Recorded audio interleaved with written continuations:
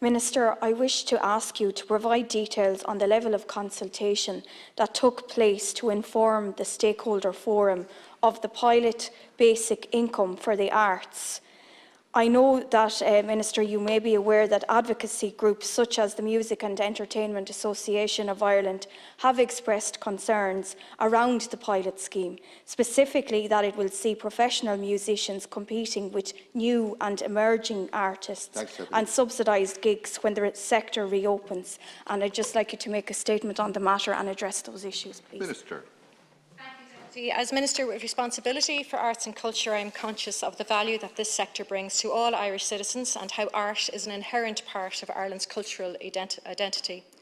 The importance of Irish culture, Irish art and Irish productions as a whole cannot be understated. It contributes to individual and societal well-being, as well as contributing to Ireland's reputation as a country with a rich cultural history and output. I was delighted that as part of the National Economic Recovery Plan, I secured a commitment from Government to prioritise the development of a basic income pilot scheme for the arts and cultural sector. Funding for the basic income for the arts pilot scheme was a key priority of mine for Budget 2022, and I allocated €25 million to launch the pilot scheme this year. Stakeholder engagement has been central to my department's response to the pandemic. As you are aware, my department has held a stakeholder consultation last month on the basic income for the arts to provide the arts sector, those working in it, and the resource bodies and representative organisations with the opportunity to engage with the policy development and share their views. Over 150 participants from 50 artisan arts worker resource and representative bodies came together to discuss the proposal and provide their views and feedback to me and my department, and this included 3 participants from the MEAI. Following the forum, I launched a public consultation on the pilot basic income for the arts on Thursday, January the 6th. The consultation will remain open until January 27th. The purpose of the online consultation is to ensure that the general public, artists and those working in the arts and culture sector have the opportunity to contribute to the policy development for the pilot scheme and to offer suggestions from their experiences as artists, arts workers and members of resource organisations on key issues such as scheme objectives, eligibility criteria, supporting emerging artists and participant responsibilities. To date, we have received over 500 submissions to the public consultation, reflecting the significant level of interest in this new policy intervention. I am aware of the feedback received from the organisation referred to by the Deputy, and there will be a stream for developing artists, but it will be for a smaller number of individuals than the practising artists and creative arts worker streams. I feel it's important to include a number of developing artists in the scheme so that the research programme can determine the impact of a basic income on all stages of career development. Minister, I thank you for your response. And what we want is for support to be directed to in the most effective way and indeed in the fairest way possible, and to the extent that we should avoid constructing any scheme that pits one sector of music and entertainment against another. I am not advocating a zero-sum approach. It is a question merely of balance.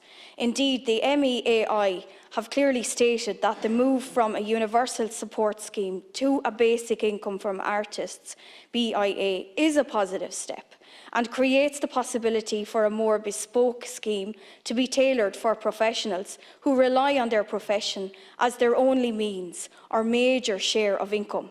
The MEAI are concerned, however, that a basic income scheme, if it is not properly regulated, has the potential to devalue music and entertainment. Do you accept this, Minister, that there is a need for some regulation? Obviously, we have to be fair to developing artists, and that goes without saying. But do you take on board, do you accept that there is a need for regulation here? My entire approach to this pilot is that by its nature, it is a research project. I believe it should be as inclusive as possible. I don't intend to exclude, but to be as inclusive as possible. It's a 3-year research project to determine the impact of a basic income on artists and arts workers.